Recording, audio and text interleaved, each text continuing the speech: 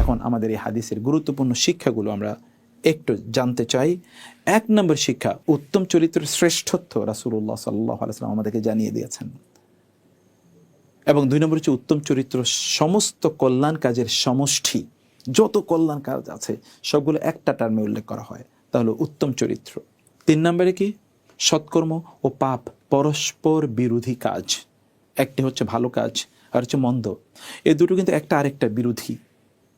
এবং চতুর্থত হচ্ছে গুনাহ অন্তরে উৎকণ্ঠার উদ্রেক করে, মানে আপনার অন্তরটা জ্বালা পোড়া করতে থাকে, খারাপ লাগা থাকে, আপনি শান্তি পান না, আপনি ঘুমাতে পারেন না, ব্লাড প্রেশার বেড়ে যায়, টেনশন বেড়ে যায়, এগুলো কিন্তু অন্যায়ের কারণে। এবং অন্যায় তো 2 রকম, একটা হচ্ছে আল্লাহর প্রতি আর একটা হলো মানুষের প্রতি। অতএব হোসনুল খুলুকের 2 দিক আছে, আল্লাহর প্রতি হোসনুল খুলুক, মানুষের প্রতি হোসনুল খুলুক।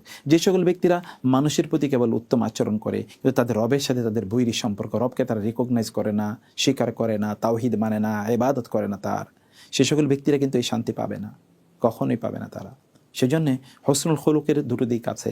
আপনার রবের সাথে আপনার উত্তম চরিত্র না হলে মানুষের সাথে কীভাবে উত্তম চরিত্র করবেন আপনি?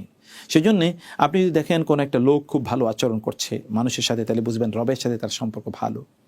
আদারওয়াইজ মানুষের সাথে হয়তোবা সে ভালো আচরণ করছে, কিন্তু তার এটা হয়তোবা তার কোনো একটা পরিবেশের কারণে সে শিখেছে, কিন্তু আলটিমেটলি হয়তোবা সে কোনো একটা জায়গায় মানুষের জন্য ক্ষতিকর হবে। আপনি বাংলাদেশের প্রেক্ষাপটে দেখবেন বা গোটা পৃথিবীর প্রেক্ষাপটেও দেখবেন, একদল লোক তারা ভালো মানুষ হিসেবে পরিচিত, কিন্তু তারা আসলে নাস্তিক অথবা মোরতাদ অথবা তারা কাফের বা মুশরিক অথবা ইসলাম অথবা ধরেন ধর্মবিদ্বেষী অথবা ধরুন খোদাদ্রোহী, তারপরেও তারা ভালো মানুষ। আপনি আসলে দেখবেন কোনো একটা সার্টেন জায়গায় সে ভালো মানুষ, কিন্তু মূল জায়গা আরও হাজার জায়গায় সে ভয়াবহভাবে প্রতারক। রবের সাথে সম্পর্ক রাখতেই হয় যদি আলটিমেটলি একজন ভালো মানুষ আপনি হতে চান। তারপরে আমরা পঞ্চমত যেটা দেখতে পাই তা হচ্ছে গুনাহ সুস্থ বিবেক সম্পন্ন মানুষের কাছে খারাপ লাগে, মানে যাদের বিবেকটা সুস্থ আছে। ষষ্ঠ, স্বাভাবিক প্রকৃতি সম্পন্ন মানুষ প্রকাশ্যে গুনাহ করবে না, গুনাহ করলে সে তা গোপনে করবে। অতএব যাদের স্বাভাবিক প্রকৃতি আছে, যে সকল লোকেরা আসলে তাদের বিবেক বুদ্ধি জ্ঞান প্রজ্ঞা আছে, আত্মবোধ আত্মসম্মানবোধ যাদের রয়েছে, এ সকল লোকেরা প্রকাশ্যে গুনাহ করে না। গুনাহ তো মানুষ করেই, কিন্তু সে গোপনে করে। অতএব এটি একটা বিষয়। যদিও আবার একদল লোক আছে তারা গোপনেও মানে খারাপ কাজ করে বা গুনাহ করে, প্রকাশ্যে আবার ভালো কাজ করে না। এটা হচ্ছে আবার এক ধরনের তারা আপনার নিশিচর অথবা ধরুন তারা নিষিদ্ধ গোপন কাজে তাদের নিজেদেরকে শেষ করে দিয়েছে। জুনুবাল খালাওয়াত এরকম আছে যে আপনার নির্জনতার অপরাধ, নির্জনতার খারাপ কাজ, এরকম কিন্তু অপরাধেও একদল যুব জেনারেশন বিশেষ করে তারা এখন আসক্ত হয়ে আছে। সপ্তম, আল্লাহ তার নবীকে গায়েবের যে কোনো বিষয় ইচ্ছা করলে জানিয়ে দিতে পারেন। নবী সাল্লাল্লাহু আলাইহি ওয়াসাল্লাম যেমনটি বললেন, জি ইতা তাসআলু আনিল বিররি, তুমি তো এসছো পুণ্যের কাজ বা ভালো কাজ কি এটা জিজ্ঞেস করতে। রাসূলুল্লাহ সাল্লাল্লাহু আলাইহি ওয়াসাল্লাম এটি কীভাবে জানলেন? কারণ তাকে আল্লাহ তাআলা গায়েবের তথ্য জানিয়ে দিতেন। এবং অষ্টম যে বিষয়টি তা হলো ওয়াবিসা বিন মা'বাদ রাদিয়াল্লাহু তাআলা আনহুর মর্যাদা। রাসূলুল্লাহ সাল্লাল্লাহু আলাইহি ওয়াসাল্লাম তাকে বলেন, উদনুহু মিন্নি, ওকে আমার কাছে আসতে দাও। এবং রাসূলুল্লাহ সাল্লাল্লাহু আলাইহি ওয়াসাল্লাম তাকে চিনতেন ব্যক্তিগতভাবে, সে আসছিলেন এবং তাকে বললেন যে তুমি এই প্রশ্ন করতে এসছো। তার মানে তার ব্যাপারে, ওয়াবেসার ব্যাপারে তিনি কি লেভেলের মুসলমান ছিলেন, মানে তার ঈমানের লেভেলটা কি, যে আল্লাহ তাআলা তার রাসূলকে জানিয়ে দিয়েছেন ওয়াবেসা এর ব্যাপারে। মানে কি অসাধারণ ঈমান, চিন্তা করে দেখুন। ফেরেশতা জিবরিল হয়তো চলে এসেছেন রাসূলকে এই বিষয়টি জানিয়ে দেওয়ার জন্যে। নবম, এই হাদিসের প্রেক্ষাপটে রাসূলুল্লাহ সাল্লাল্লাহু আলাইহি ওয়াসাল্লামের সুমহান চারিত্রিক বৈশিষ্ট্যের প্রমাণ পাওয়া যায়। তিনি ওয়াবেসাকে ধমক দেন নাই, বরং তিনি তাকে বলেছেন আসো, তাকে একটু কাছে আসতে দাও। ওয়াবেসা, তুমি আমাকে এরকম প্রশ্ন করতে এসছো। কি উৎফুল্ল অবস্থা রাসূলুল্লাহ সাল্লাল্লাহু আলাইহি ওয়াসাল্লামের। যিনি উত্তম চরিত্রের কথা বলছেন, তার নিজের চরিত্র অসাধারণ উত্তম, তাই না?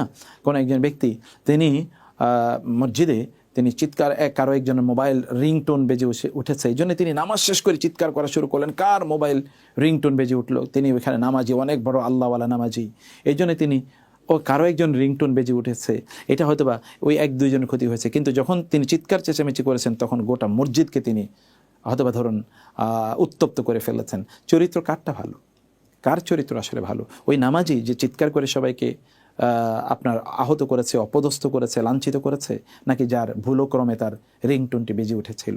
আমাদেরকে বুঝতে হবে যে আসলে রাসূলুল্লাহ সাল্লাল্লাহু আলাইহি ওয়াসাল্লামের তার চরিত্র, তার ক্যারেক্টারটা দেখেন না।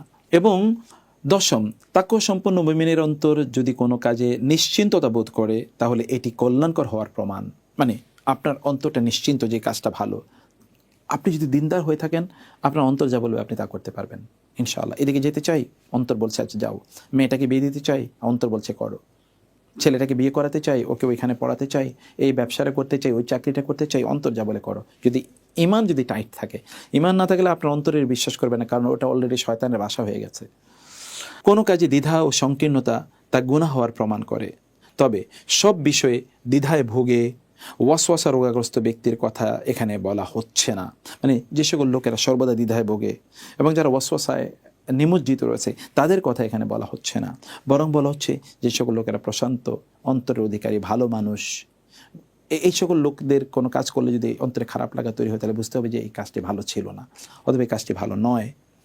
কোনো কাজ হালাল হওয়ার ব্যাপারে যদি মানুষের মনে সন্দেহ সৃষ্টি হয়, তাহলে তার সপক্ষে ফতোয়া দেয়া হলেও তাতে প্রবৃত্ত হওয়া জায়েজ হবে না। নবী সাল্লাল্লাহু আলাইহি ওয়াসাল্লাম তাই বলেছেন যে ওয়া ইন আফতাকান নাস ওয়া আফতাউকা, যদিও লোকেরা তার সপক্ষে ফতোয়া দেবে তবুও তুমি এই কাজটি করবে না। এটি কথা জোরদার করার জন্য পুনরাবৃত্তি করা হয়েছে। এই হাদিসে আরও শাহিদ হচ্ছে নবী সাল্লাল্লাহু আলাইহি ওয়াসাল্লাম আরেকটি কথা, যেটি দা'মা ইউরিবুকা ইলা মা লা ইউরিবুক আস-সিদকু তামানিনাতুন ওয়াল কিযবু অথবা ওয়াল কাযিবু রিবাতুন। যেখানে রাসূলুল্লাহ সাল্লাল্লাহু আলাইহি ওয়াসাল্লাম বলেছেন, সন্দেহযুক্ত বিষয় বর্জন করে সন্দেহমুক্ত বিষয় গ্রহণ করো, সত্য প্রশান্তি আনে, মিথ্যা অন্তরে দ্বিধা তৈরি করে। এই হাদিসটি নিয়ে আমরা বিস্তারিত আগে আলোচনা করেছি। তাহলে বোঝা যাচ্ছে যে আপনার অন্তর যদি, আপনি খুব ভালো মানুষ হন, মানুষ যদি আপনাকে ভিন্ন ফতোয়া দেয়, আপনার অন্তর যেদিকে সাক্ষী দেবে আপনি সেই কাজটি করতে পারেন, কারণ আপনার অন্তরটি একটি বিশুদ্ধ মানুষের অন্তর, তাতে কোনো সমস্যা নেই ইনশাআল্লাহ। আলহামদুলিল্লাহ, এর মাধ্যমে শেষ হলো আমাদের আজকের ক্লাস। জাযাকুমুল্লাহু খায়রান। আল্লাহ তাআলা আপনাদেরকে উত্তম বিনিময় দান করুন। আগামী ক্লাস ইনশাআল্লাহ এর পরের হাদিসটি নিয়ে আসবো। ততক্ষণ পর্যন্ত সবাইকে আল্লাহ তাআলা ভালো রাখুন, আমিন। হাযা ওয়া সাল্লাল্লাহু সুবহানাহু ওয়া তাআলা নবিয়ানা মুহাম্মদ ওয়া আলিহি ওয়া সাহবিহি আজমাইন। সুবহানাকাল্লাহুম্মা ওয়া বিহামদিকা আশহাদু আল্লা ইলাহা ইল্লা আনতা আস্তাগফিরুকা ওয়া আতুবু ইলাইক। আসসালামু আলাইকুম ওয়া রাহমাতুল্লাহি ওয়া বারাকাতুহু।